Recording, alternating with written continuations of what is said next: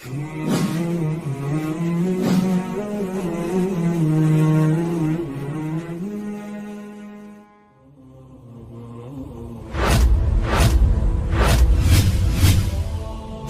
أرى لأبلل مبسم قلبي بفيض هواك. دعني أرى. بسم الله الرحمن الرحيم. الحمد لله رب العالمين، والصلاة والسلام على رسول الله الصادق الوعد الأمين وعلى آله الطيبين الطاهرين، وبعد. فتتمة للصفات المهدية التي تجلت في السيد حسن التهامي، والتي جعلت النظام السعودي يطارده ويحاول مرارا قتله اعتقادا منهم أنه الإمام المهدي. السيد حسن التهامي حفظه الله أقنى الأنف، فالقنا ضد الشمم. فعن هند ابن أبي هالة ربيب النبي صلى الله عليه وآله وسلم قال في وصف النبي صلى الله عليه وآله وسلم: أقنى العرنين أو أقنى العرنين يحسبه من لم يتأمله أشم. أخرجه الترمذي في الشمائل المحمدية، والطبراني والبيهقي في الشعب. وهند ابن أبي هالة عربي أصيل، وهو أدرى وأعلم بلغة العرب ومدلولات ألفاظها من غيره. فالشمم ارتفاع قصبة الأنف، كما في النهاية في غريب الحديث والأثر لابن الأثير. ويفهم من قول هند أقنى العرنين يحسبه من لم يتأمله أشم، يفهم منه أن القنا يقابل الشمم، فمن كان أشم الأنف لا يكون أقنى، فمن كان أشم الأنف لا يكون أقنى، ومن كان أقنى لا يوصف بالأشم. فالأشم هو المستوي المستقيم في قصبة الأنف، ويقابله الأقنى الذي يكون في قصبة أنفه انحناء، وهو ما عبرت به كتب اللغة أنه احديداب. ولو افترضنا أن أنف المهدي أشم، فلن يفسر الأشم بشيء آخر أكثر مما يعتقده الكثير في تفسير صفة القنا. واستمع إلى شرح الشيخ نميري آل إدريس لقول هند ابن أبي هالة رضي الله تعالى عنه: أقنى والأشم، ما الفرق بينهما؟ أقنى العرنين يعني مرتفع الأنف مع حد وداب، والأشم مرتفع الأنف بدون حد وداب. هذا وقد قال ابن دريد: عرنين الأنف تحت مجتمع الحاجبين، كما في جمهرة اللغة لابن دريد المتوفي سنة 321. فإذا كانت هذه صفة أقنى العرنين أو العرنين، فكيف بصفة أقنى الأنف؟ السيد الشريف أبو عبد الله التهامي حفظه الله آدم اللون، لونه عربي، وهو شبيه بجده الإمام علي عليه السلام. سئل الإمام أبو جعفر محمد بن علي: ما كانت صفة الإمام علي؟ قال: رجل آدم شديد الأدمة ثقيل العينين عظيمهما ذو بطن أصلع إلى القصر أقرب، كما أخرجه ابن سعد في الطبقات. ولا زال هذا اللون في ذرية الإمام علي عليه السلام، وذلك واضح في أشراف مكة وأعيانهم. فمثلا المهندس محمد آل زيد من وجهاء سادة الأشراف في مكة، لا يختلف لونه عن لون السيد التهامي. قال الإمام علي عليه السلام في صفة الإمام المهدي أنه آدم، كما أخرجه نعيم في الفتن.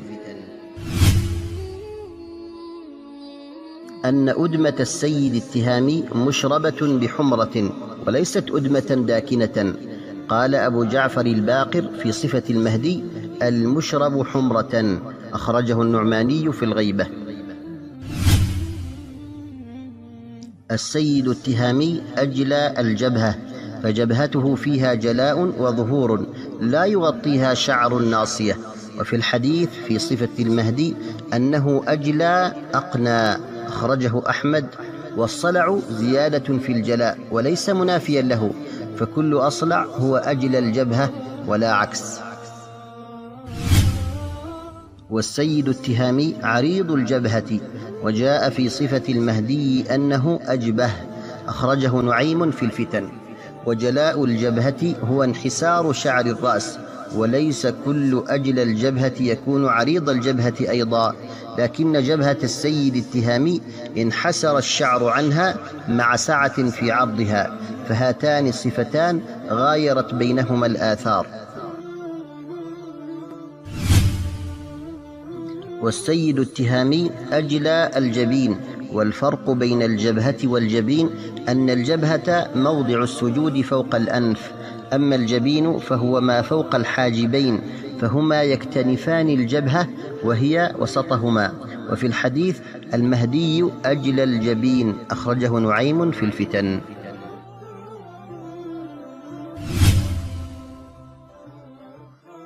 السيد التهامي أجعد الشعر، فشعره فيه التواء وانقباض وليس سبطا. وجاء في صفة المهدي أنه جعد الشعر، كما أخرجه نعيم في الفتن.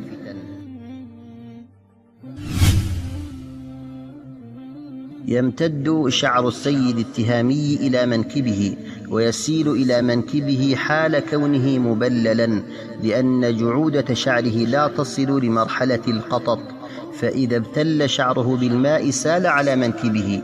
فعن الإمام علي عليه السلام في صفة المهدي يسيل شعره على منكبيه، كما في عقد الدرر في أخبار المنتظر.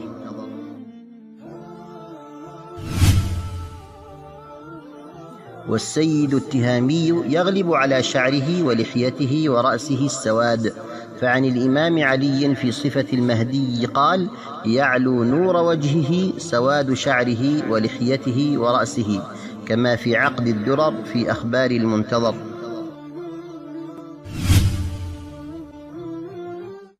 السيد التهامي كان في رأسه حزاز شديد، حتى أن فروة رأسه كانت تتفتت قطعا من شدة الحزاز، وبقي أثر ذلك في رأسه. فعن أبي جعفر الباقر في صفة المهدي قال: الحزاز برأسه، كما في غيبة النعماني.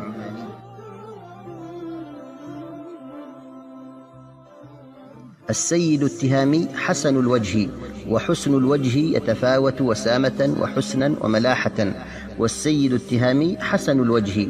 وفي الحديث في صفة المهدي أنه حسن الوجه، كما في الفتن للداني.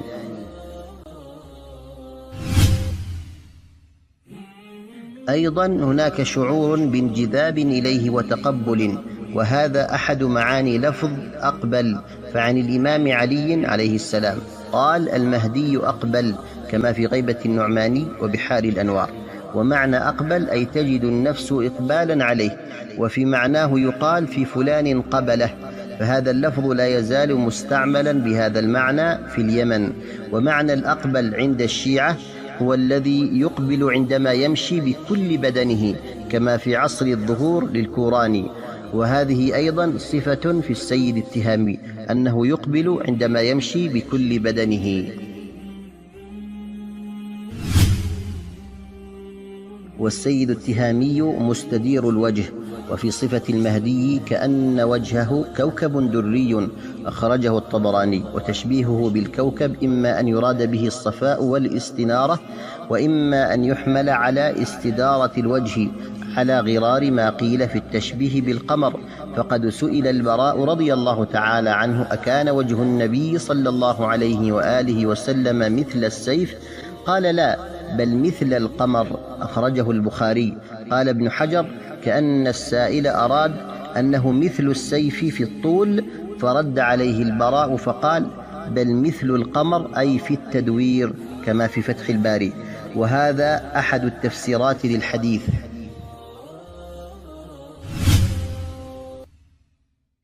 وفي وجه السيد التهامي أثر أشبه ما يكون ببقايا جدري. فعن أبي جعفر الباقر في صفة المهدي قال: وبوجهه أثر، أخرجه النعماني في الغيبة. وفي خد السيد التهامي عليه السلام خال. وفي الحديث في صفة المهدي في خده الأيمن خال أسود، كما في الفتن للداني. وفي كتب الشيعة قال: وفي خده خال، بدون ذكر الأيمن، كما في غيبة النعماني.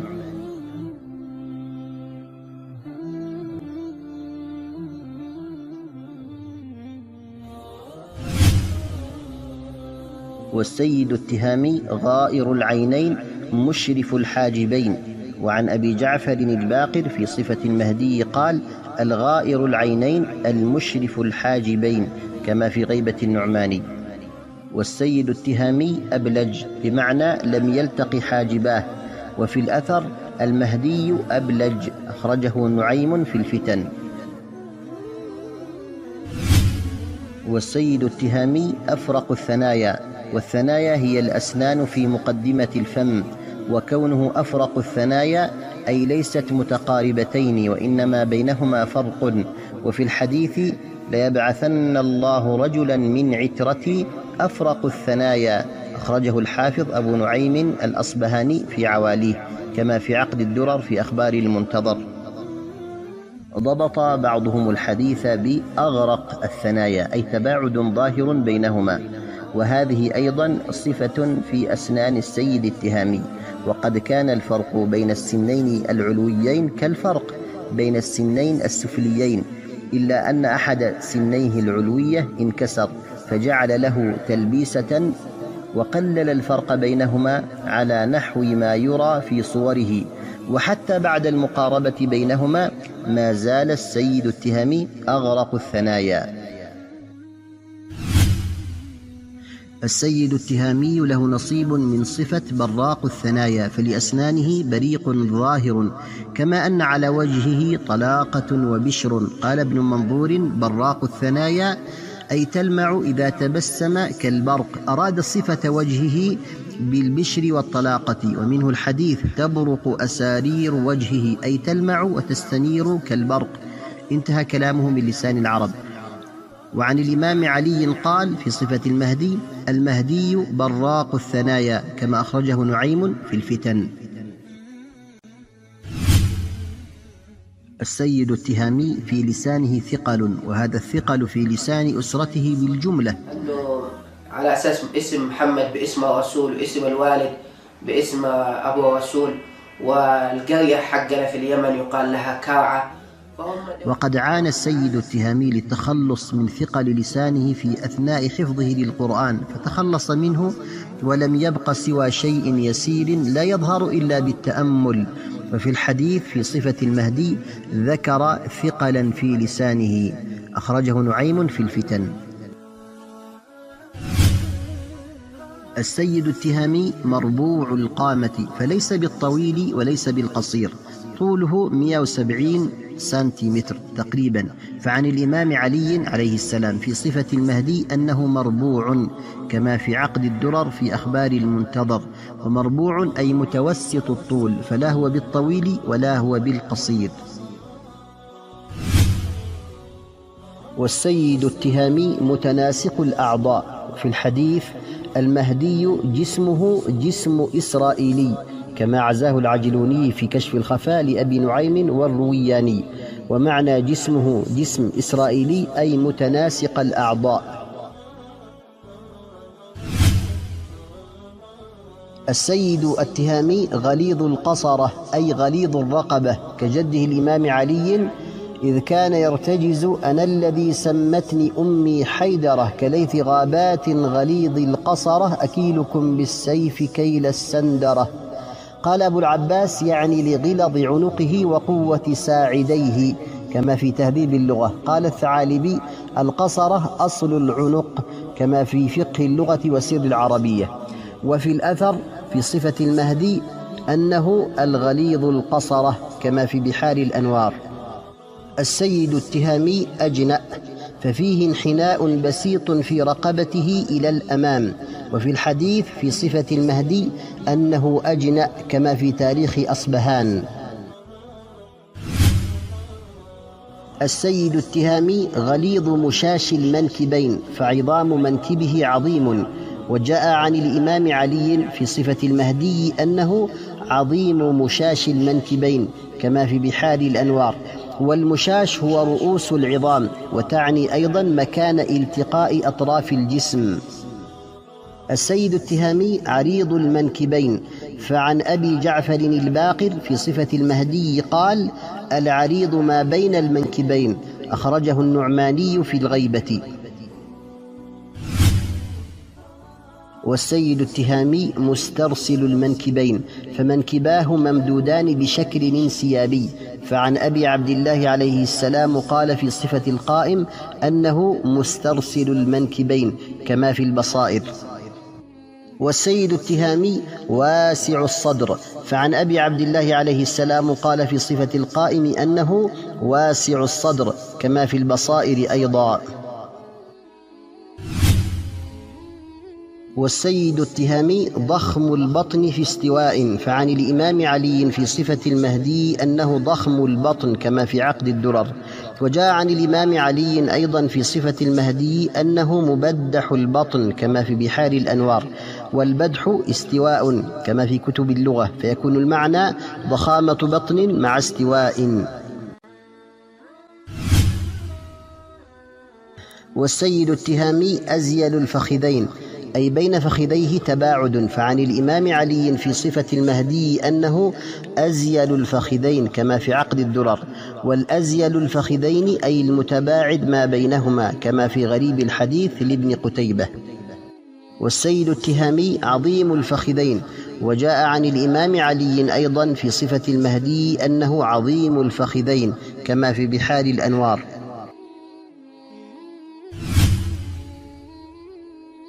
والسيد التهامي ليس بالنحيل ولا بالسمين. قال الإمام علي عليه السلام في صفة المهدي ضرب من الرجال، أخرجه نعيم في الفتن.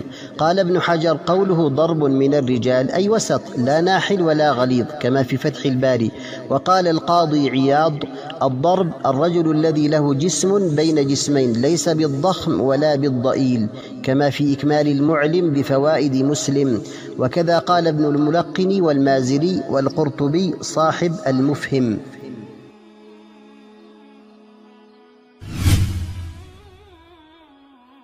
للسيد التهامي في جسده شامتان متشابهتان، شامة في ظهره وشامة في فخذه. وفي الأثر في صفة الإمام المهدي أنه ذو شامتين، أخرجه نعيم في الفتن. وللسيد التهامي شامة مثل ورقة الآس على لون جلده، فعن أبي جعفر عليه السلام في صفة الإمام المهدي قال تحت كتفه الأيسر ورقة مثل ورقة الآس، أخرجه النعماني في الغيبة. عمر السيد التهامي قد قارب 50، حيث ولد في 1972 ميلادية، والنبي صلى الله عليه وآله وسلم بويع له في العقبة وقد تجاوز عمره 50، وقد تم تفصيل ذلك في إصدار عمر المهدي، فمن شاء فليرجع إليه. والسيد التهامي يتكرر له إصلاح كل ليلة أحد، وقد تم أيضا تفصيل ذلك في إصدار خاص، فمن شاء فليرجع إليه. في الحديث المهدي منا أهل البيت يصلحه الله في ليلة، أخرجه الإمام أحمد وابن ماجه. انطباق أحاديث وآثار الفتن إنما وقعت في زمن السيد التهامي، ولا نعلم أحدا انطبقت فيه كثير من صفات المهدي كما انطبقت عليه في هذا الزمان. جاء في الحديث يخرج المهدي وعلى رأسه عمامة فيها مناد ينادي ألا إن هذا المهدي فاتبعوه، كما رواه ابن المقري في معجمه. وفهم الحديث على أوجه: الوجه الأول إحياء السيد التهامي لسنة العمامة المحنكة، جعلته وخاصة حال اعتمامه بها جعلت له وجاهة وصولة على القلوب وقبولا لقوله. ويكون قول المنادي ألا إن هذا المهدي فاتبعوه من جنس قول النبي صلى الله عليه وآله وسلم: إذا دخل الرجل بيته أو أوى إلى فراشه ابتدره ملك يقول الملك: افتح بخير، أخرجه النسائي في الكبرى. الوجه الثاني ضبط الحديث بلفظ على رأسه غمامة بالغين أي سحابة، وقد جرى للسيد التهامي مع صديقه الوفي الأخ ناصر الأهدل رحمه الله، إذ رأوا غمامة تخفق بشدة كأنها راية، فأوحى ذلك المشهد النادر في نفس الأخ ناصر الأهدل وألقي في روعه أن من معه هو المهدي، في قصة تحتاج إلى بسط للإفهام. وعن الإمام علي في صفة المهدي قال: ليشبه نبيكم في الخلق ولا يشبهه في الخلق، أخرجه أبو داود. والسيد التهامي عليه السلام يشهد من جالسه بحسن خلقه وصدقه وأمانته، أكسبه ذلك محبة في القلوب. ولذا لما قبض على السيد التهامي في دير جابر ذهب صديقه الأخ ناصر الأهدل إلى السجن وسلم نفسه وقال: احبسوني بجوار السيد حسن، فآثر وفضل السجن في سبيل أن يبقى بجوار من عرف خلقه وسماحته. مع توفر كل هذه الصفات في السيد حسن التهامي، إلا أنه لا يدعي أنه المهدي، وإنما يقول: إنما أنا رجل من الأنصار. وقد جاءت الآثار تشير أن الإمام المهدي لا يدعي أنه المهدي، وإنما يقول: بل أنا رجل من الأنصار، كما أخرجه نعيم في الفتن في حديث السبعة العلماء. أسس السيد التهامي حركة أنصار الإمام المهدي، ولذا تسنى أن يقول: إنما أنا رجل من الأنصار. سجن الحوثيون السيد التهامي، وبغياب السيد التهامي عن أصحابه رجع بعضهم عما كان عليه. وفي الأثر: لا بد لصاحب هذا الأمر من غيبة حتى يرجع عن هذا الأمر من كان يقول به، أخرجه النعماني.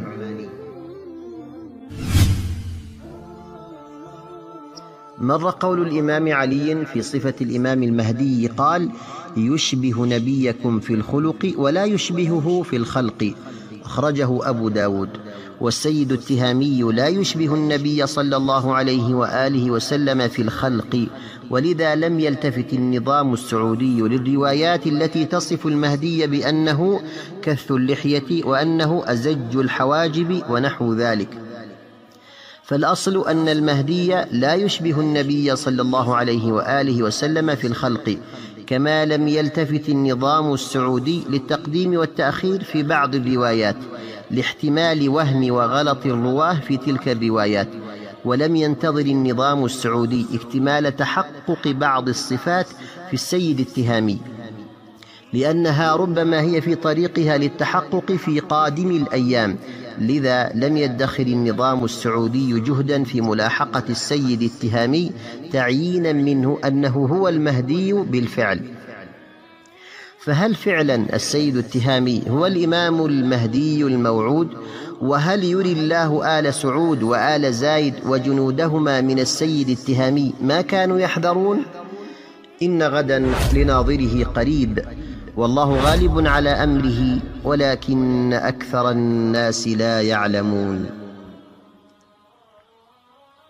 أنا تحركت على حركة أنصار المهدي، وقمت بالإعداد والترتيب والدعوة أنا وإخواني العلماء والمشايخ والأئمة وغيرهم، وقمنا على ترتيبها. ولم أدعي أنني أنا المهدي، لم أدعي بأنني أنا المهدي، وأنا أقول لكل من يقول ذلك: هذا كلام خاطئ، لا يجب عليك أن تشخص وليترك التشخيص. وإنما أنا أحد الأنصار الذين يناصرون الإمام المهدي، وأسأل الله عز وجل بعزته وبجلاله أن يكتب على يدي نصرة الإمام المهدي وبيعته نفسي له الفداء، وأن أكون أول المبايعين له بين الركن والمقام.